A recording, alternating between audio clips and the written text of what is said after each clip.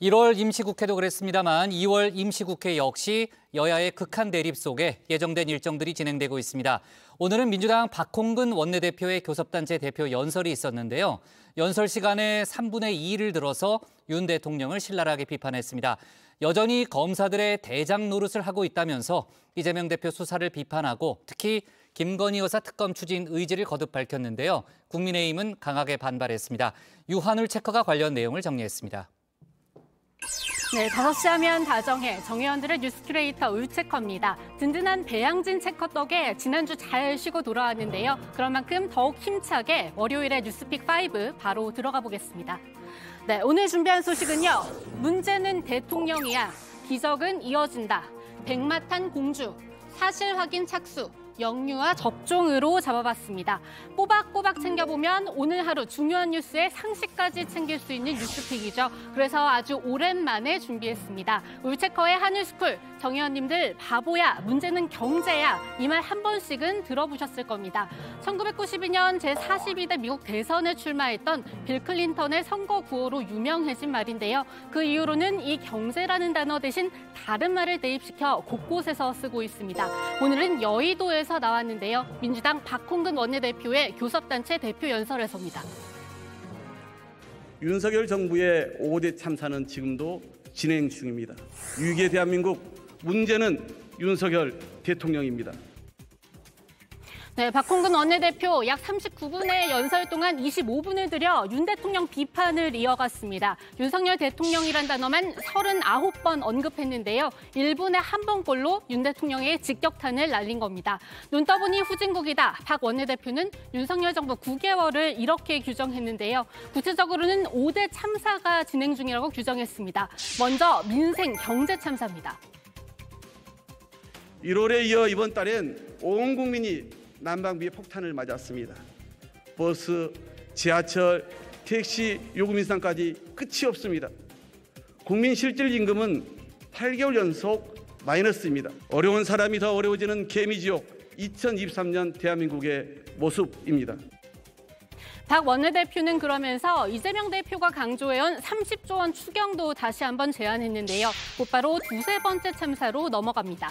바로 외교 참사와 안보 참사입니다. 안보 참사로는 북한 무인기 침범, 거기에 대한 대통령실의 부실 대응을 지적했고요. 전쟁 불사, 확전 각오 등 북한을 향한 윤 대통령의 강경 발언도 언급했습니다. 그리고 외교 참사로는 윤 대통령의 이른바 순방 리스크를 들었는데요. 다음 발언들도 다시 소환됐습니다. 승인 안 해주고 나중에 쪽팔려서 UAE의 적은 가장 위협적인 국가는 이란이고 우리의 적은 북한입니다. 박 원내대표는 이런 이유로 윤 대통령이 코리아 디스카운트의 주된 원인이라고 거세게 비판하기도 했습니다. 그리고 다음 참사로는 아직도 우리 마음에 아프게 남아있는 이태원 참사를 안전참사로 명명했습니다. 그럼에도 불구하고 끝까지 포기하지 않은 이상민 장관 지키기는 박 원내대표가 생각하는 대표적인 인사 참사입니다. 참고로 탄핵소추안이 국회를 통과하며 직무가 정지된 이상민 장관 대신 오늘 본회의장을 지킨 사람은 한창섭 차관이었습니다. 그런데 저 울체커가 보기엔 사실 박 원내대표가 제일 하고 싶은 이야기는 따로 있는 듯했습니다. 5대 참사를 대하는 윤 대통령의 태도, 다시 말해 대통령의 리더십이었습니다. 대통령이 정치가 아닌 지배자로 군림하며 대한민국 민주주의를 위기에 빠뜨리고 있습니다. 윤석열 대통령이 힘들고 어렵지만 가야 할 정치의 길을 버리고 쉽지만 가지 말아야 할 지배의 길을 가고 있기 때문입니다. 네, 전 정권 탓, 적반하장, 오만의 정치. 박 원내대표는 윤 대통령이 매사 이런 자세로 일관하고 있다고 꼬집었는데요. 그러면서 이야기는 점점 더 핵심으로 들어갑니다. 바로 윤석열 정부 들어 민주당 인사를 중심으로 이뤄지고 있는 검찰 수사입니다. 그러면 여기서 소환하지 않을 수 없는 사람이 2명 있죠. 바로 이재명 대표 그리고 김건희 여사입니다. 야당 수사 정적 탄압에는 물불 가리지 않으면서 김건희 여사 앞에서만 작아지는 윤석열 검찰. 야당 대표는 불송치 결정이 끝난 사건도 들춰내면서 김건희 여사 주가 조작 의혹은 새로운 증거가 쏟아져도 모르쇠로 일관합니다. 박 원내대표는 그러면서 김건희 특검 반드시 추진하겠다 다시 한번 강조했습니다. 민주당의 구체적인 구상은 잠시 뒤 국회 상황실에서 자세히 전해드릴 텐데요. 박 원내대표의 이야기를 들은 주호영 국민의힘 원내대표는 또 이렇게 응수했습니다. 한번 보십시오. 김건희 여사 주식 관련 사건은 민주당 정권 시절에 얼마나 많이 파헤쳤습니까? 더구나 박범계 의원이 법무부 장관으로 있을 때 수사할 대로 해놓고 이제 와서 특검하자고 박범계 의원이 들고 있는 거 보니까 저는 참 웃음이 나왔습니다. 박 원내대표는 윤 대통령이 야당과의 대화에 응하지 않는 것도 같이 꼬집었는데요. 거기에 국민의힘으로서는 최근 가장 예민한 지점까지 건드렸습니다. 교섭단체 대표연설에서 상대 당의 내부 상황까지 언급하는 경우는 저 울체커 기억에 거의 없는 일인데요. 윤심을 향해 달려가고 있는 국민의힘 전당대회를 직접 거론한 겁니다. 국민의힘 의원들 사이에선 고성이 터져나왔습니다.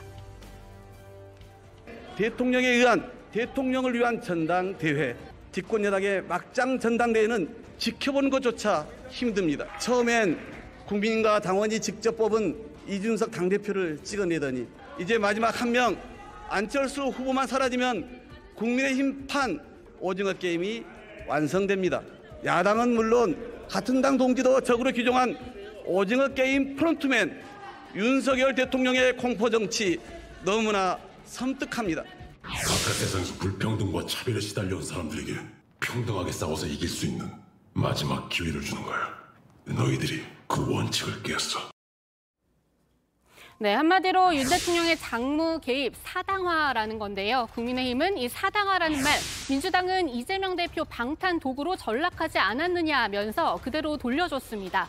그리고 박 원내대표 연설 듣지 않고 당대표 경선 일정차 제주도로 간 정진석 비대위원장은 민주당을 신랄하게 비판했습니다. 특히 민주당이 법사위에 계류 중이던 여야 쟁점 법안 7개를 숫자 구세를 이용해 본회의에 부의한 걸 두고서인데요. 민주당은 스스로를 민주화 세력이라고 자부해왔습니다. 김대중 노무현 대통령이 지금의 민주당을 보고 무슨 말씀을 하시겠습니까? 그분들 앞에서 민주당이 과연 민주정당이라고 자신 있게 얘기할 수 있습니까? 이제 그만 의회 민주주의 파괴, 입법 독재의 폭주를 멈춰주시기 바랍니다. 네, 여야 갈등이 극에 달했다는 말, 국회 상황을 전하다 보면 의례적으로 쓰는 표현이기는 합니다. 하지만 정말 이렇게 나쁠 때가 또 있을까 싶을 정도로 계속 극으로 가는 양상인데요. 여야는 서로 상대방 잘못이라고 하지만 바라보는 유권자들은 생각이 다를 수도 있을 것 같습니다. 이 바보야, 문제는 정치야라는 말, 당장 포털 사이트에 검색해도 여러 건이 나올 만큼 적잖게 쓰이고 있는데요. 박홍근 원내대표가 오늘 연설을 열며 했던 이 말, 정말 정치권이 성찰해볼 부분이 아닌가 싶습니다. 투표하지 않은 40%와 무조건 상대를 찍는 30%는 빼고 나머지 30%만을 바라보는 정치. 다수 국민과는 등지며 지지층의 표심만 얻기 위해 극한 대결로 치닫는 한국 정치를 저부터 성찰하며 네, 오늘의 두 번째 픽, 기적은 이어진답니다. 튀르키예 지진 소식 뉴스픽에서 계속 전해드리고 있습니다. 생존 골든타임 72시간이라고 하지만 다행히 기적은 이어지고 있습니다. 이번 지진으로 가장 피해가 컸던 가지안테프에서 17살 소녀가 구조됐습니다. 건물자 내에 갇힌 지 무려 159시간 만입니다. 몇 시간 앞서 하타이에서도 극적인 생還소식이 전해졌습니다. Herhangi bir yerinde ağrı, acı? Hayır. Yok. Ben çok güzel direkt boşluğa düştüm. Hiçbir şey olmadı bana. Mucize. Tamam. Şu an ekibimizle beraber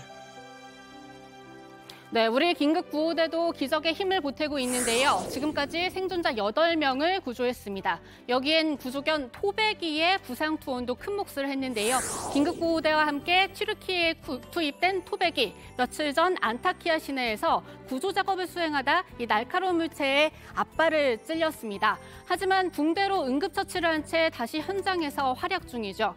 그럼에도 불구하고 기적의 손길이 구석구석 닿을 수는 없는 모양입니다. 지금까지 지금까지 집계된 사망자는 3만 명을 넘었습니다. 특히 시리아의 경우에는 내전 등으로 정확한 통계 작성이 어려운데요. 세계보건기구 WHO는 이에 따라 시리아 내 사망자가 9천 명을 넘겼을 거라고 추산하고 있습니다. 이렇게 되면 사망자는 4만 명까지 늘어나게 되는데요. 이재민들의 상황 역시 좋지 않습니다. 현재 두 나라에서 약 87만 명이 식량 부족과 추위에 시달리고 있는 것으로 전해졌습니다. Çadır. Şu an yani en azından soğuktan korunuruz. Burada donuyoruz. Millet gerçekten küçük bebekler var. 이런 와중에 약탈범죄가 기승을 부리면서 독일과 오스트리아를 비롯한 해외 구조팀이 철수하는 상황까지 벌어졌습니다. 여기에 지진이 일어날 당시 CCTV 영상까지 공개돼 안타까움을 자아내고 있는데요. 건물이 심하게 흔들리는 와중에도 간호사들이 몸을 피하지 않고 인큐베이터를 꼭 붙잡고 있는 모습은 안타까움과 동시에 경이로움을 불러일으킵니다. 미국 지질조사국에선 규모 7.0이 넘는 여진 가능성까지도 내다보고 있는데요. 기적이 계속 이어져서 더 이상의 여진도 없었으면 하는 바람입니다. 네, 다음 픽은 백마탄 공주입니다. 북한 조선중앙TV가 지난 8일 열병식 녹화 중계 화면을 공개했습니다. 단연 화제는 백마탄 공주, 김정은 국무위원장의 딸 김주애입니다. 이원수님, 백두 전구를 주름잡아 내달리셨던 전설의 명마. 그 모습도 눈부신 백두산 군마가 기영대의 선두에 서 있습니다. 사랑하는 자제분께서 제일로 살아나시는 충마가 그 뒤를 따라 활기찬 열병의 흐름을 이끌어갑니다. 네, 이 백마는 백두혈통, 즉 김일성 일가의 상징입니다. 최근 백두산을 다시 조명하는 것까지 더해서 김주애에 대한 우상화 작업이 시작된 것 아니냐, 이런 분석이 나오는데요. 그 일환으로 김주애와 같은 이름을 가진 북한 주민들에게 이름을 바꾸라고 강요하고 있다, 이런 주장도 있죠. 그리고 이 모든 게 결국 김주애 4대 세습설을 뒷받침한다는 분석 역시 나오는데요. 하지만 김 위원장에겐 첫째 아들도 있는 만큼 앞으로 좀 더 지켜봐야 한다는 의견도 있습니다. 네, 네 번째 픽은 사실 확인 착수입니다. 경찰이 대통령실이 고발한 천공 대통령 관저 개입설에 대해 본격적인 사실 확인에 나섰습니다. 서울경찰청 관계자는 남영신 전 총장 등을 포함해 관련자 조사를 하고 있다고 밝혔는데요. 다만 의혹 당사자 천공에 대해선 아직 조사 계획을 확정하지 않았다고 합니다. 또 천공이 공간을 둘러봤다는 지난해 3월 공간 CCTV 영상을 확보하지 못했다고도 전했습니다. 한편 리얼미터가 발표한 윤 대통령 지지율 지난주보다 2.4%포인트 떨어졌는데요. 리얼미터 측은 천공 개입설에 직격탄을 맞았다고 분석했습니다. 네, 오늘의 마지막 픽은 영유아 접종입니다. 만 6개월에서 4살까지 영유아에 대한 코로나 접종이 처음으로 오늘 시작됐습니다. 8주 간격으로 3번 영유아용 화이자 백신으로 진행되고요. 보호자는 아이를 데리고 영유아 진료와 응급상황 대처 능력이 있는 위탁 지정 의료기관을 찾아야 합니다. 코로나19 예방접종 홈페이지에서 해당 기관들 확인 가능합니다. 네, 오늘의 뉴스픽은 여기까지입니다. 들어가서 원픽 뽑겠습니다. 뉴스픽 5였습니다.